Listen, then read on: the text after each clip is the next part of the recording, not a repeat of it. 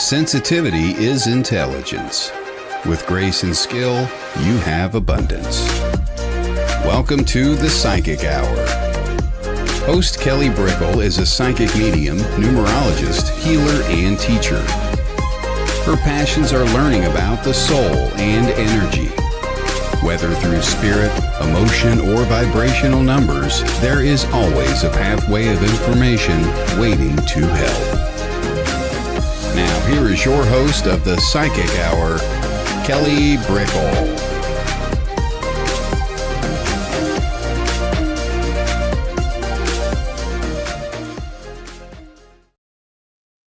Hello, everybody. Hello.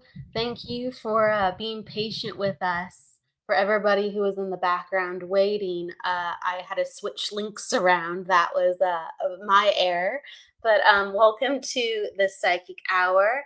Hello. We have the wonderful Elain Stainton on today, and we will be diving in once again into all things mediumship, energy, healing, spirituality, and the stories that help us have insight along the way.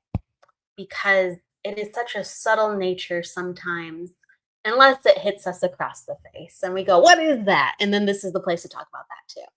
So hello, everybody. Welcome. If you want, let me know where you are in the world or just give a warm welcome. Hello. So we always start with the topic of the day, and then I want to say hello to Charlene coming on in. Hello, Charlene. And the topic of the day is basically, it's funny, it's probably going to be a little bit inspired by today, but beforehand, the theme was very much allowing things to transpire at just a slow pace. Allowing. It doesn't mean that has to be your pace. It's just allowing it when it happens.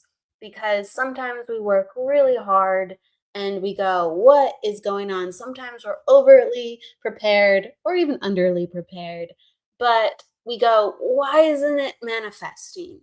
Why isn't it becoming? Why is this? Why is that? Well, we're on Earth. We're on Earth, and the whole entire point of maybe not the whole entire point, but the large point of Earth is to learn. All right. I'm not going to claim I know the whole entire point of Earth, but the large point is to really, we're not supposed to ace all the tests. I say this a lot. We're not supposed to ace all the tests. We're supposed to be in the classrooms that we signed up for. And when you are in a classroom and you have interest in a subject, you're going to learn about it. And that doesn't mean, teacher stamps your homework or page or whatever and go, oh, you showed up, great, you're done, you only had to be in class for 1 hour. No, you're going to be in class for 3 months. You're going to be in class for 4 years. Depends on what the subject is. And so we think about things sometimes, well, why aren't they done yet? Well, come on, why aren't you done yet? Why isn't this figured out? It's not entirely supposed to be that way. We need to have our understandings from so many different paces. So if things happen to be going slow, well, then that's okay. That's okay. It's just that type of lesson for you. It's just that type of classroom for you. Hello, Ava. Hello from Sweden. Oh, that's wonderful. Hello. Thank you. Oh, I've always wanted to go to the Netherlands and Sweden, Norway, and Denmark. One of these days. That's fantastic. So what I wanted to say within that as just to wrap up the point of encouragement, because all these talks about are encouraging the soul, encouraging the mind, encouraging the body to feel like things are on track. Nothing's perfect in life, but really most times when we are in the lessons that we are in or the experiences that we are in, we're right on track with spirit. We're right on track with the universe. We're right on track with our soul's growth. The reason why it's happening to us And at the pace maybe we're confused by is that's exactly what we need. That's exactly what we need. If it was an easy one, it'd be different. And sometimes an easy pace needs a slow pace. So life is at every angle. Please, please know that it's just a circumstance of the energies that need to transpire, and we will figure it out. And sometimes it takes 20 years. We will learn, we will grow, we will understand in some way why that was so, why it had to be so. But it's important to sit back and review. It's important. It's important that we have to have time to figure out certain things. It crystallizes different. It solidifies different. Good on life in some ways, I think. This is kind of, from my own perspective, but good on life that certain things are so complex that we as souls have to sit back and go, I'm going to have to wrap my head around that one for about 5 years, because that means that the answer wasn't just one thing and done. That means that the answer was linked to so many different things about us and so many things about life that when we really get it, it's going to be such a beautiful epiphany. All right. So all of our presents are not meant to be immediate. I'm glad that there's more coming for us, more presents, more gifts. All right. So everyone is coming on in now. And thank you, Veronica. Veronica's amazing. We had to change the link, so she came in like a superwoman and helped us too as well within that capacity. So I want to say hello to Yakna. Hello, Nakia. I'm doing good. Thank you for asking. Hello, Nancy. Hello. Hello, Nicole. Joe. Hello, Krish. Hello, Andrea. Hello, Johanna. Yes, thank you, Veronica. Thank you. So I'm going to bring Elain in now. And everybody, it is an interview show, so you can ask questions, but just about the things that we are talking about. This is about soul growth. This is about understanding about mediumship and life stories and coming into understanding of self. All right. So it's an interactive show, but we are not doing readings today. That's what for the reading shows are all about. So with that said, I want to give a warm welcome to Elain. Hello. Hello, everyone. We did it. Hello. Thank you, Veronica. Yes, thank you, Veronica. Exactly. She's always helping out in some way. And thank you, Elain, for coming in today. It's lovely to see you. It's lovely to talk to you. Thank you. It was lovely for you to invite me back. Oh, gosh. Absolutely. Absolutely. I know it's the first time actually that I'm talking with you, but I've seen you on so many wonderful church dems, and whether they're online or, there's a lot of mediums that speak really highly of you. So I'm really happy to have you on today, and I want to learn about how you became a medium. But before that, I kind of want to give you a warm welcome, additionally with having people learn about you. So with that said, Elain Stainton has been seeing spirit since the age of 8. She witnessed spirit rescuing her friend and had premonitions. Her gifts continue to help her throughout her life. She has been a working medium for over 25 years and regularly serves spiritual churches and organizations in person and online. Elain loves working for spirit and feels blessed to be given such a wonderful gift. She offers private and group readings and teaches workshops in all aspects of mediumship. Elain is also a holistic therapist, MGHT, which includes being a Reiki Master, Angelic Reiki practitioner, meditation instructor, crystal healer, and Indian and Facelift Massage worker too as well. She works internationally in Greece, America, and Dublin. She runs an open circle and open platform opportunities for Fulham Spiritualist Church and has taught circle in Battersea, Balham, and Stockwell. She also loves to write children's stories, meditations, poems, and will be a future author with her book coming up. So welcome. I'm excited to hear about that too. You have a book in the works.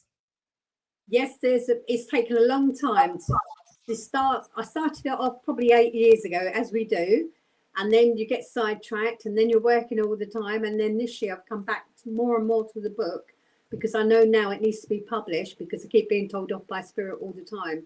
So that's in the throes of being published. I've got most of it sorted out. It's just putting the last bits together and then sending it off to get done. So hopefully it won't be too long coming out. Hopefully it won't be too long. So, and the other one's to do with the children's ones as well. I'm waiting for the children to actually draw the pictures for me to put in the books, because one of the books is actually about a 6-year-old. So I want her to draw her own picture so it goes into the book. So again, that's another thing, a bit slow in motion, but we're getting there. What is the book called? Do you have the title? My one, I've got two names. I'm not quite sure yet which one to choose, so I'm not going to say at the moment. But the smaller one with the little girl is called Bailey Said, because that's her name. So it's Bailey Said, and then all what she's been saying about what's been happening. So that's what I've labelled. I thought that's ideal for her because she could get up and say, "Oh wow, that's my book," and she's very good at reading as well. So she'll love it. She'll love it. Is that inspired by a family member, then Bailey said? Or is that inspired by your own experiences growing up? No, that's inspired by my actual granddaughter, Bailey herself, who's 6.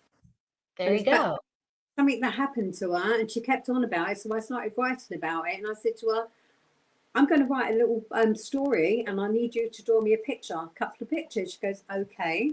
So I'm taking her away soon for a little break. So when I take her away for a little holiday, I'll get her to draw the pictures while no one else is around to disturb her. Aww. And then I won't tell her that till afterwards and then put it all together and then give her the book. Oh my God, she will be in heaven. She will love it. I can only imagine like her drawings come to life and, inspired by her. So you're coming out with 2 books. At once, almost in a way. So the other book is more focused on mediumship, correct? The other book is what happened to me when I had a near-death experience. Oh, wow. That book's based on that, what happened to me in 2014. When one minute I was walking around, I was swimming, walking, doing Zumba, you name it, keeping fit, eating well. And then I was going to work and I actually worked in the hospital, but I collapsed halfway up the road. And then I've literally stood by a BT box, fell down, cracked my head. And next thing I know, I'm in hospital, but a different hospital altogether. So the book's based on all what happens. Wow. And other things in between. So, yeah. That's, wow. The way that you sense things and the way that your body works has there been a healing where it's quite similar, or do you feel now that you sense things differently? Since that happened to me, I sense things really different now, really different. And it's as though I'm literally with the person right beside of me all the time when I work, because they give me so much information. The vibrations are much stronger than there was before. So because of what happened to me and I went up and then I came back down, it's totally different. It's totally different. And the trust was always there, but the trust is what I could say is 100% now. I trust what they tell me. I know they won't let me down and everything else. So I did ask them, can I write about the books? I started it years ago and they said yes. And I said, can I have it published? And they said yes. And I said, well, I put certain things in it and they went, that would be fine because people need to know, because other people have experienced the same things. So I said, okay, then. So that's why I decided this year was a good year to start getting it moving and getting it published. Absolutely. Oh my goodness. So it was an NED experience. Yeah. And can we talk about that for one moment? Yeah, I don't mind. What do you want to know? When you went through your NED, Did you see the other side? Did you come back in a way where you knew that you had been gone, or did you just go, oh my gosh, I'm here. I'm here all of a sudden. And then what next? What now? And Well, a week before I actually collapsed, I was on my way to work. I started feeling a bit giddy and dizzy. And I actually, because I worked in the hospital, they gave me a checkup. They said blood pressure, everything's fine. It may be because you're either overworking or overthinking, because there was a lot of personal stuff going on. So I said, okay, that's fine. And then the following week, when it happened, and I ended up in the actual hospital itself, I remember sort of, the doctor said to me, we've got to do an operation on you straight away. And it was all sort of shock horror. And I'm thinking, oh, wow, he's got this thing in front of me to go, you need to have an operation. I went, okay. And it was like a blur at the time. So I then went down for the op. Apparently I came back 6-7 hours later. I came out of one room and then I was put into the critical care unit. And whilst I was in there, I felt myself, I kept waking up, seeing people, then I drifted off. Then the next thing I woke up, I was in this great big, it was like a big open room with windows all the way around. And I'm looking, thinking, wow, this is a quiet room. I've sat up on the bed, I've looked at the doorway, and there's no door, but just, and there's a lady standing there, all shimmering, shining, everything else. So I'm still looking around thinking, this is a bit odd. I've looked up, there's no ceiling, there's all clouds and everything going above me. So I've gone to pull the blanket out. I said, oh, I'm getting out of bed. And she said, no, you're not staying. And I just said, oh. So she said, get back in. So I put my leg back in, wrapped myself back up. And then the next thing I know, I was back down after a couple of hours. I've woken up back in the critical care room. Might have been minutes, but it seemed like hours. And I sort of woke up and the doctor's talking to me, and being so much on drugs and everything else I was wired up to, I just slept for the rest of the day. And on the second and third day, I was in my own private room and they're telling me how to feel. And I went, I feel a lot better. But I actually felt as though I wanted to run around the block. It was really weird. I had so much energy and everything else.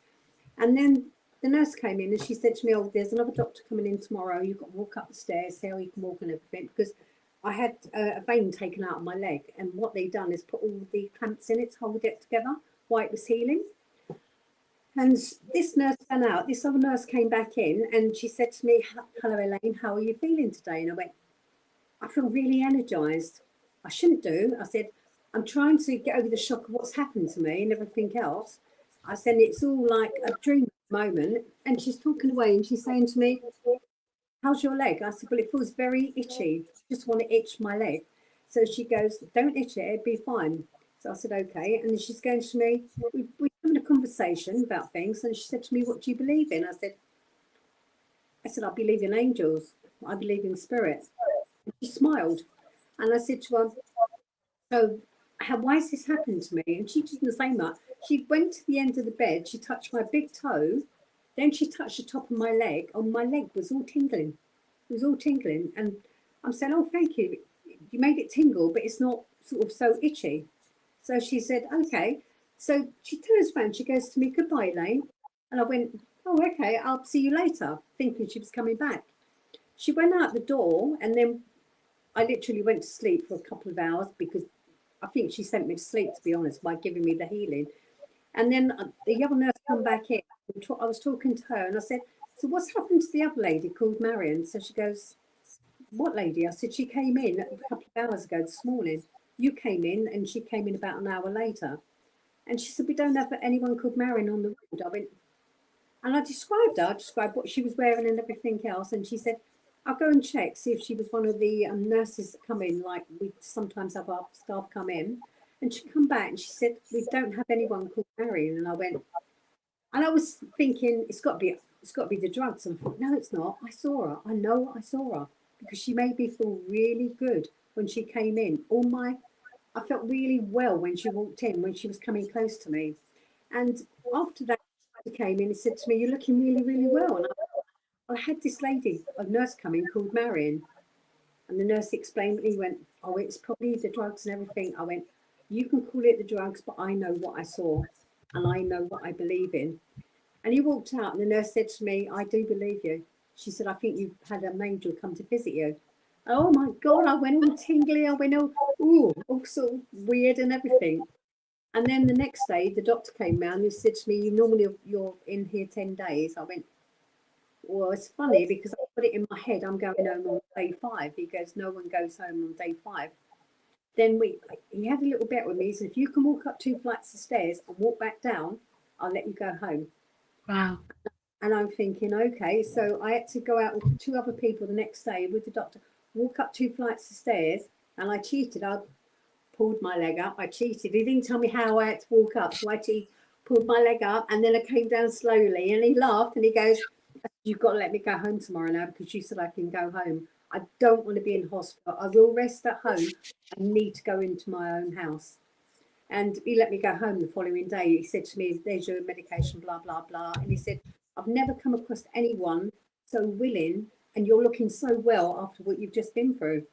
And even myself, I was shocked because I was thinking, I got home and I watched a video of what they'd actually done to me. And I was thinking, how can that happen to me? I was so shocked. But at the same time, I knew I was in good hands. I knew where I'd been. I knew it was time to go up. I knew she sent me back down. And then she came in my room, made sure that I didn't slept more by touching my leg. It was a wonderful experience. But that's not the first time I've seen angels. I saw one when my friend fell off a slide when she was 8. So, I've seen them a couple of times now, and it's a blessing. They're there when we need them. They are. You said that's not the first time that you've seen angels, so we're hitting all the big things with the NDEs and talk about angels, but these are lovely things. These are connections to something much greater. It's that there's so much meaning within this work. It's not just angels. It's not just this. It's not just that. So, yeah, absolutely. If I may ask, how do you experience angels? Well, when I was 8, I was in the park with my friend Elain. We was 8-year-old, and we had a great big park. They had great big slides, but they didn't have. Now they've got all the safety floors, but they didn't then. It was just a hard grass verge and everything else. And she was more of a tomboy. And I said to her, I said, you're not meant to go up the front. You're meant to go up the back, up the steps, or you fall. She goes, no, I won't. So she goes holding on the slide, running up the front. She gets to the top, and I said, be careful, you're going to fall. She said, no, I won't. She turned round. No sooner I said it, she went over the side. But as she went over the side, there was a lady come the side of me, caught her, put her down. I looked at the lady because we didn't know who she was or anything else. And I said to my friend, you were so lucky that lady caught you. She said, what lady? I said, that one standing there. She said, there's no one there. And I thought, how can I see her, but she can't see her? I was 8 years of age, puzzled, thinking, well, how can I see her, but she can't see her? Anyway, we got back home. We explained to both our mums and dads what had happened and everything else. My mum said to me, stop telling stories because it's not right. You'll upset everyone. My dad smiled and he said to me, I believe you. And I went, okay. And then from that day onwards, stopped me from talking about things because my mum didn't believe what I was coming out with. I was seeing things. I was talking to children, all sorts of spirit people around me. But my mum said, no, they don't exist. They don't exist. You can't. People think you're mad if you start talking about things like that. So it just sort of went on from there. So I put it out for a long time. But I was still seeing spirit people in the house. But I didn't tell anyone then. I didn't tell my mum. I didn't tell my siblings or anything. Because I come from a big family. I've got 5 brothers and 2 sisters. And I was the only one experiencing this. So you can imagine at first I was getting tormented by them and everything else. Oh, you're mad. You're seeing things and all sorts of crazy names. But I know now as I've got older, Kelly, I'm not the crazy one. I'm not the crazy one because I know what I can see and I know who I speak to. And I know it's evidence from the spirit world how we can help people down here. So I finally took the crazy. Absolutely. There's too many connections to what's going on where it helps. It truly helps. It's clarity. It's not confusion. It's actually clarity. I agree. If I may ask, so then from there, when you were 8, when did you decide, okay, I want to figure out what this is? My dad believes me. My mom's really not sure. My siblings are going at it, with me. What next? So, what did you decide to do with it after you decided I have to do something? Well, obviously, I got older, got to 14, 15, 16, was out with friends and everything. And I used to come out with things that would happen. I'd say something to one of them and it would happen. She goes, "How did you know that?" I went, "I don't know. I'm not quite sure yet, but I don't know." And I would say to them, "Be careful of that, be careful of that." Then when I got into my 20s, I then started looking around. I thought more and more things were happening. I was having dreams, I was seeing things, I could hear voices and all sorts. And I thought, this is getting weirder and weirder. So I started looking around on the internet and all different, and I went to a church and was watching how this medium worked. I didn't know what a medium was at the time. I was watching how the medium worked, and I thought, oh wow. And then I could see a beautiful head or aura all the way round, and I was thinking, this is getting weirder by the minute. So I spoke to the lady afterwards that ran the church, and I said to her, somebody's just mentioned you do circles. Can you tell me a bit more about what is a circle and what you actually do? And she said to me, oh, come along next Monday, so-and-so day. I went, okay. So I went along on the Monday, and before I actually got into the room, 2 of the other women said to me, why have you come tonight? I said, well, I've been asked to come along. And they said, you won't get into here because there's a year's waiting. I said, okay, fine. I'm just going to talk to the lady because she wanted me to come along. So she took me to one side. We had a little chat. I told her what I'd been experiencing and everything else. She put me straight in a circle. Which, the others were a bit, I don't know, they wasn't happy. But you can imagine, all of a sudden they've been in there quite a while, and I've just gone there and she's let me straight in there. So I started, probably I was there about 18 months. I learned all different things because she used to do flower reading. She used to come in with flowers. And that fascinated me, thinking, how can she hold a flower and do readings? And then there was colours. She was doing colours. She was doing ribbons and everything else. And then I was learning all about the chakras, everything. I learned as much as you could learn because by then I'm hooked, thinking, I'm not mad. There's other people doing it as well. I'm not mad. So it's really, if you get to that stage and you're not quite sure, nowadays it's all over the internet, where you can go, how you can get help, how you can join people. And it's brilliant. And that's how it all started off. So I then became regular, going to different churches. I was watching different mediums, how they were working. Then I left that circle after probably about 18 months because for some reason it wasn't giving me more than what I wanted. So one of the women in there said to me, oh, it's another lady medium, come along to hers. So I went along to hers, and she worked totally different again. As I found out, all mediums work differently. We're all unique in different ways. So I went with her, and I was with her probably 18 months. She was a lovely lady. I went with her a couple of times, and she chucked me in the deep end, Kelly. I went to the church with her, and she said, oh, sit on the platform with me. And I said, okay. So she's sitting one side, I'm sitting the other side, and the guy's doing the president's doing the talking and everything in the middle. And she done the opening prayer, and she goes, over to you, Elaine. And I just looked horrified, and I went, over to me? She goes, you're working today. I'm not working. Oh, no. I'll be here if you need me. Ooh, my stomach was going in knots, all sorts. But she said to me, no, I feel you were ready and you need to start getting up. And I never looked back from then. He gave me bookings before I left. He gave me 5 bookings for the whole of the year. And then it just went on from church to church, picking up all the bookings. So it was really a good start, really. Yeah. I do agree. It's so important to have some type of group because we learn from other people and then we feel that we're not alone, and we have to see that actively. So everybody, in the comments who are figuring it out, please go find a group, and you have to find one that fits well with you. So you don't have to stay in the first one that you're part of, but please find a group, a mentor where it's not just you. Absolutely. So You mentioned kind of earlier, because we were talking earlier before we came in, that you had experiences with dreams and premonitions, and you said that a little bit, um, of that's why the reason you came to the Spiritualist Church, you were having so many experiences. Mhm. So, what were some of the premonitions you were having? I always find those fascinating. The one I remember, it goes back before 1988 because I kept having 2 years before that. So we're looking at 86.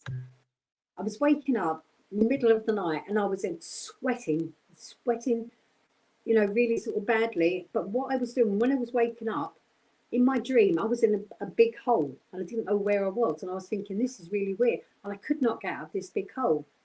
And then I was looking up, sweating. I wake up in the middle of the night, think nothing of it, go back to sleep, thinking, oh, it's a nightmare, it's a nightmare. A couple of weeks later, I'd have the same dream again.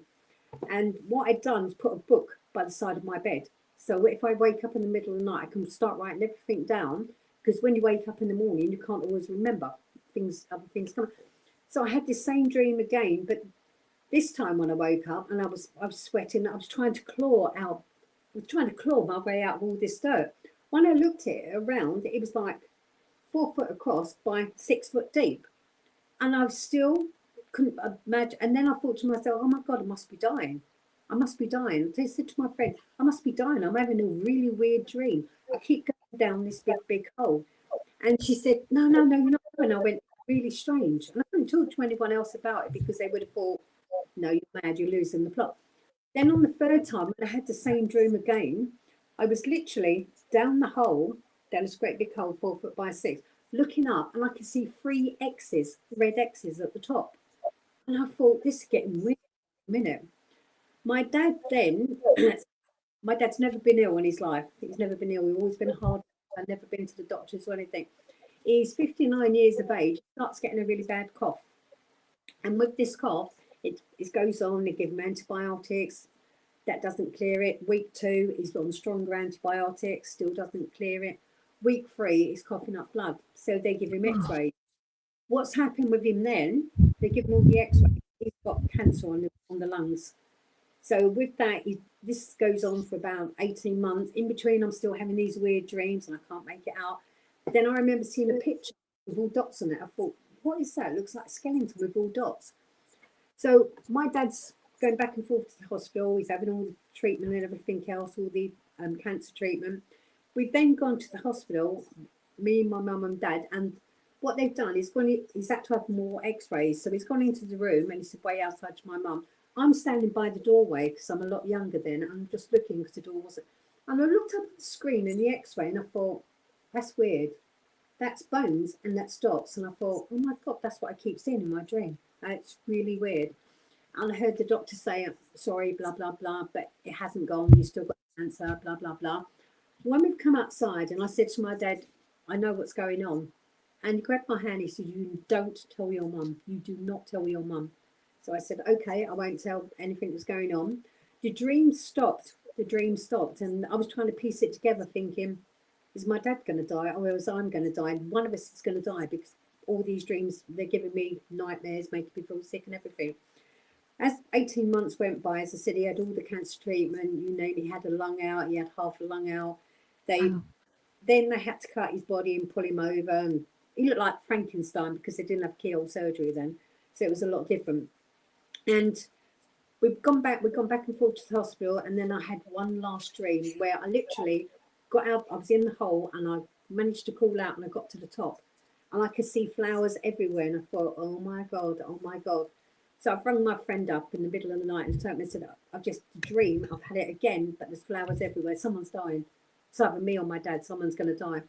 And she's going, no, it's fine. I went, no, I know, I can tell. Something's not right. And I asked Spirit and they wouldn't tell me, we can't tell you things like that. And I've realised when it's family, they won't tell you. They'll help you, but they won't tell you because everything happens for a reason. It happens when it's meant to happen. So what had happened, as I said, within that 18 months, he then ended up with a tracheotomy because the cancer went up to his voice box. He went in hospital again on the Monday, had the op. We said we'd come back on the Thursday and he grabbed my arm and they said no. And I said, okay, I'll be back Wednesday. So we went back Wednesday, like during the evening, and he was all croaky and everything. And I said, do you want me to stay tonight? He said, no. So we've gone back home, and my mum said to me, I'm in a house. Shouldn't you go home now? It's 10:30. I went, no, I'm going to wait. And my brother said to me on the quiet, you know something's wrong, don't you? And within 5 minutes, we got a call from the hospital saying, can we come back? We got back to the hospital, and it literally, you could hear him making all the noises as you've gone along. So they've had to give my mum injections and that to calm her down, because she's basically lost it, because they've been together such a long time, she couldn't handle it. I've gone in the room, my dad's had a heart attack, and then they brought him round. He's had a second one, and they brought him round, because I said, can I stay? And they said, yeah. And then he grabbed my arm and he said, let me go, I need to go. And I went, okay. So then he died peacefully, and like I helped wash his face and everything else. What really got me is when we went back, I phoned up my siblings. I said, Dad's died, blah, blah, blah. And they said, okay, they were quite upset. And my brother and sister said, let's all club together and buy him huge flowers. I went, that'd be brilliant. We decided to do him 3 kisses, a kiss from each of us. And when they turned up, Kelly, they were the 3 red X's that I'd seen every time I'd looked up from my dream. I sort of went, whoa, when they were in the front garden, I thought, wow, this is a bit creepy, but at the same time, they were beautiful, but they call them kisses, but they were like the 3 X's that I kept seeing every time I looked up. So that's when I kept having the premonition. I thought, oh, wow. And then it stopped after that. I did a few scenes with my own children and that, but only sort of things I knew, like if one of them was going to have an accident, or I'd be waiting for the police to knock the door. One of them's had a car crash. I'd seen it happen. I told my friend, I've actually put it in my book that it's happened, and then the police knocked the door. So yeah, it just continues with the things, and it's having the gift from spirit that help you so much, because you can, sounds weird, but you can understand and you can communicate and cope better when they knock the door, because you already know that this has happened. I don't mean that in a sick way, but you know that you can cope and say, well, I knew that happened at so-and-so time. And they said, yes, it did. So yeah, after the one with my dad, nothing freaked me out anymore after that. I thought, well, now I know why I'm having these dreams. Now I know what's going on. Because first I really thought it was me. So, and I'm sure other people have dreams and things that go on. I'm sure they do. Absolutely. And there's a lot of stories where at first you can't piece the visuals together. You see something, you're like, well, what is that? And then you have to let it transpire. And then it's almost like possibly you can start to understand things if you don't have the knowing of understanding what's coming up a little bit. But right, you can't really plan for these things, but that's incredible, because that's very uncommon that you would have red X's, like red kisses, like X's and O's with flowers, and to see that, and spirit world is letting you know that there's something happening with your father, but you don't understand what it is. And you felt within yourself, I'm like, well, am I passing away because they made you feel it? That's a very intense sensory experience that just kept happening and kept happening. So with other premonitions, do you find that they're always visual for you, or sometimes it's just a feeling? Do you hear something? What's your experience? Because it changes. It does change, because sometimes now you get that feeling, or it's like a sixth sense kicks in, and something's wrong. Or all of a sudden I'll be here and I'll ring up my son, are you okay? You say, no, I've just had so-and-so. Like my son the other day, I was sitting indoors and I said to my husband, something's wrong with Neil. He said, what do you mean? I went, something's just happened to him. He went, oh, don't say that. 10 o'clock that night, my son sends me a picture. He's been to work and he's dropped a 45 kilogram plate thing on his foot. So he's in Mayday and he's just fractured his foot. And I thought, oh, wow. So, yeah, strange things do happen. But again, it's all to do with the gift we have. We've all got the gift. It's how we use it, isn't it? Really, it's how we use it. Absolutely. Exactly. Everybody listening, we're going to have gifts in so many different ways. This is just sharing that these things are possible. Absolutely, these things are possible, and they can be heavy. They can be heavy. Like Elaine was gracious enough to share the story about learning about her father through a premonition. If I may, so there's one question that someone is asking, and then we'll kind of transition. I think this is helpful. Kweezy's asking, do your loved ones know if you visit their graves or not? Yes, they do. Of course they do, because when you're there, you talk to them. You're there, you're putting the flowers on and everything else. And I can tell you a funny story. I was telling Kelly about this earlier. There was a time a while back that me and my sister, after my dad died, we went to his funeral. We were putting little border plants all the way around, and I've got down on my knees because my sister's passing the plants down, and I turned and said to her, all I said is a joke. I hope Dad's going to pay me for this.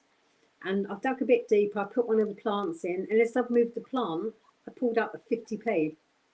And then there was another one, and all I said to my sister was, "Oh my God, Dad's paid me."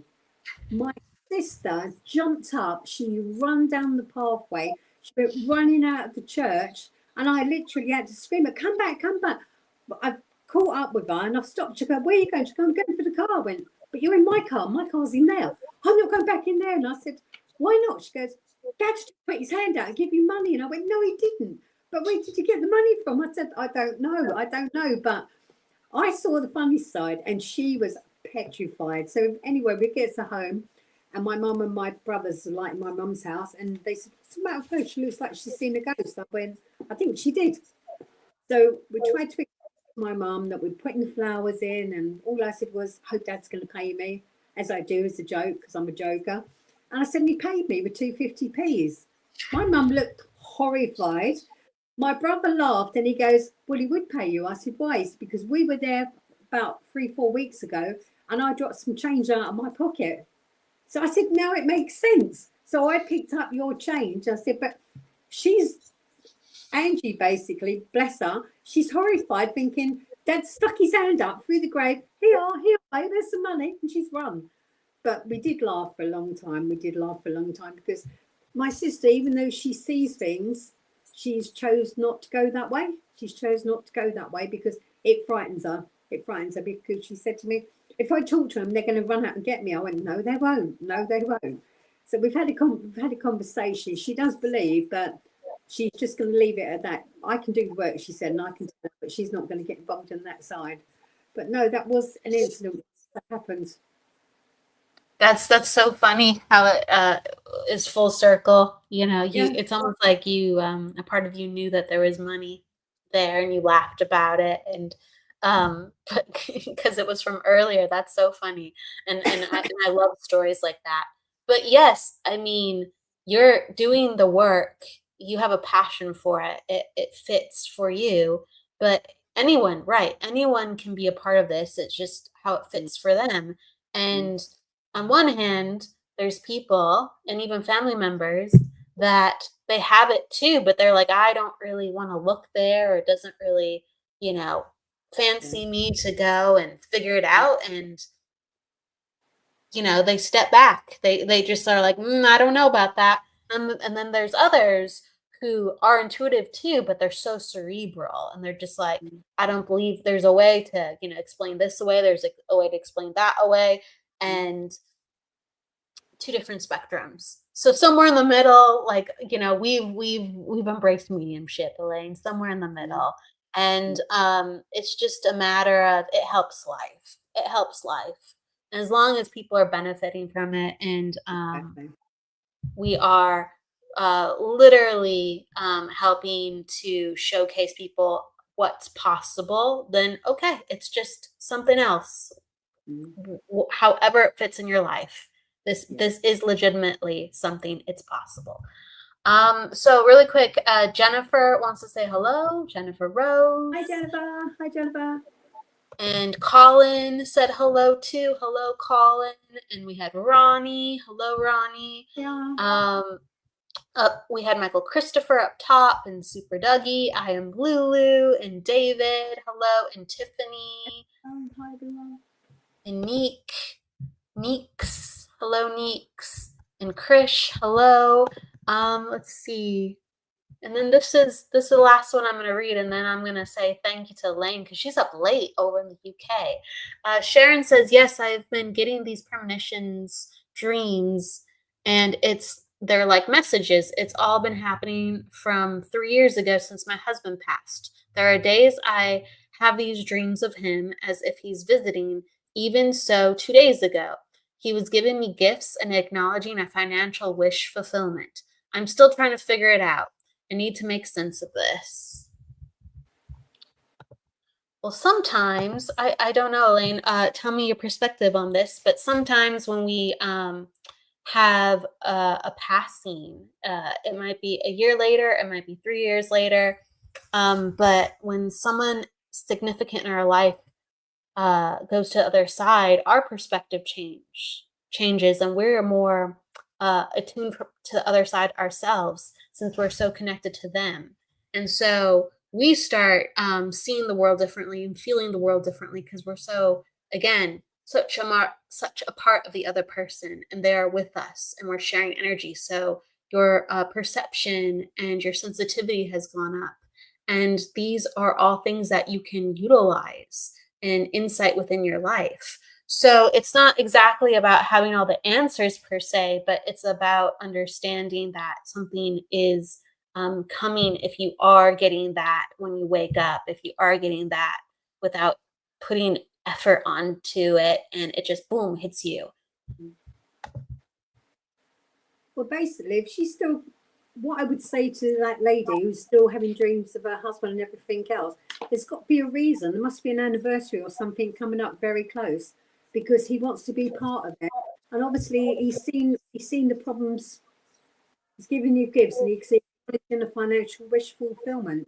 So he's helping you, even though he's not here. He's still helping you as much as he can.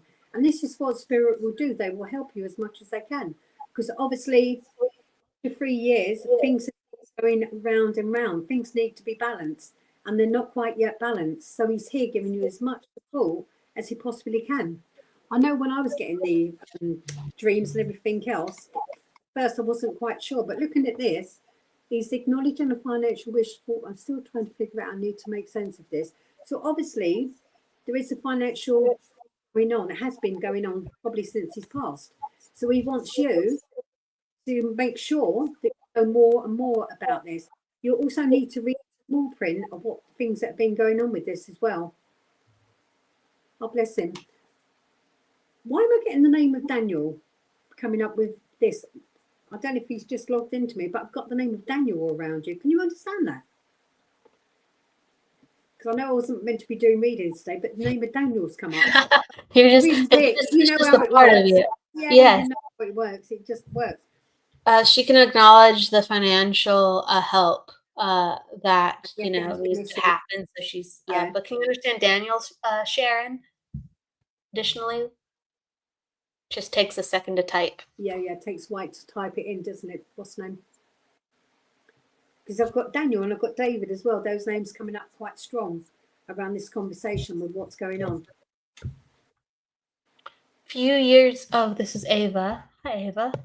Oh, right. She's saying David. Daniel, no. How about David, Sharon?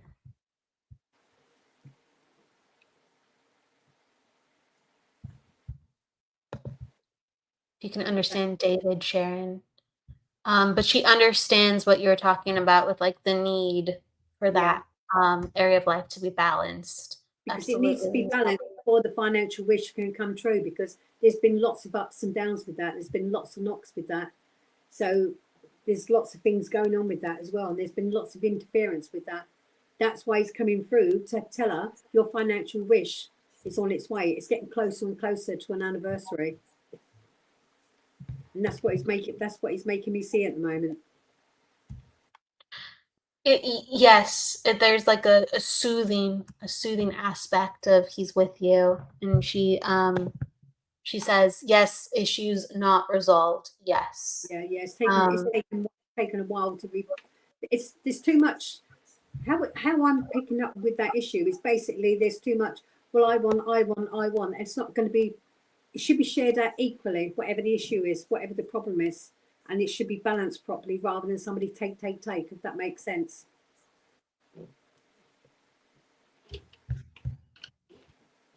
Sharon, if that makes sense. And then people are coming right on in as we're transitioning. People are coming. She says, "I will keep that name in mind." She's going to keep the names in mind.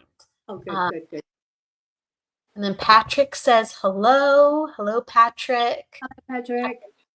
Monaghan, and see also Ava, and so people are acknowledging. The lady just now, she said she had a premonition about her son, and he had an accident, but he was okay, and she wanted to know why. Something about she had a premonition, he had an accident, and it happened, but he was okay or something. That came up just now. There we go, Ava. Here we go. My son's accident freaks me out because he didn't believe me until after the accident happened. Lucky he wasn't hurt. Well, that's Eva. That's how mine started off, with weird things happening.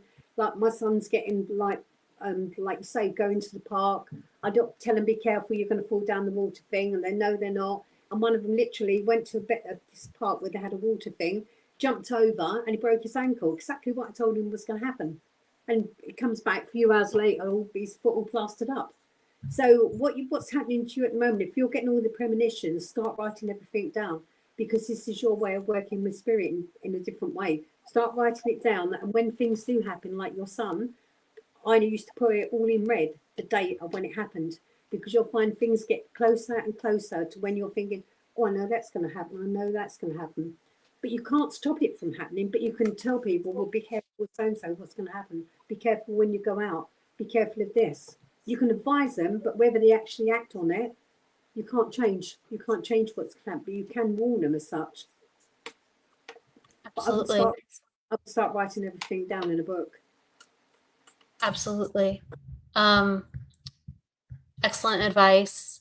Exactly, because we don't know, other than we thought it, we saw it. So put it down. Put it down somewhere where you can showcase that it's not just in your head. It's not just a fleeting thought. It's so much more than that. Sharon is acknowledging really quick too, that she's like, yes, she understood what you said. She says someone took advantage. Wow, you're awesome. And she's from South Africa. She's saying hi, and she's saying this was meant to happen. So thank you for acknowledging and understanding and connecting to her situation. And she says, thank you so much. Thank you so much. And Ava as well says, thank you so much, Elaine. I will, and I do write it down. Cool. Good. Because there's always a reason, because you'll get more. Now you've done that, Eva, there will be more and more times you're going to start seeing more visions of what's happening. And then you'll get the gut feeling when it starts happening as well. So start writing it all down, because you're working with spirit, and it will get stronger and stronger with what goes on. Then you'll get the smells around you and all sorts of things happening. You're on a spiritual awakening going fast forward. Absolutely. Thank you so much, Elaine, for being with us here today. I know it is later over in the UK. I always give guests the last word. And is there anything that you'd like to share with us before you go, whether it's inspiration or something that comes to mind? And please note, everyone, you can contact Elaine through Facebook. I'm putting her Facebook at the bottom if you want to just make sure that is her page, if you'd like a reading or to contact her for anything additionally. So from the heart, what is something you'd like to share with us before we go? Well, I wrote something down earlier. For some reason, I don't know, this keeps happening to me at the moment. Even when I'm going to church, I say, what should I do? And they make me start writing things down. I go, okay. And it's basically working love and light, honesty and truth. That's what I would say to anyone that's working with spirit. And we all face challenges. Our life will be a roller coaster of ups and downs. When we lose people we love, or we lose jobs, houses, etc., we will miss our love, but through strength we will celebrate their lives. We will learn from new experiences as we go on. We have memories, but it's never too late to start all over. You can change the way you are, or you can stay as you are, or you can change and basically move on and get stronger, work from your strengths. Use your time and your wisdom to rebuild, to relove. keep going. Don't give up. Beautiful. Beautiful. With that said, everybody, do not give up. Keep going. Please check out Elain's Facebook if you'd wish to contact her. And until next time, everybody, I will see you next week. Please go with love, light, and luck. And don't forget to live. Take care. Bye. Bye, everyone. Bye, everyone.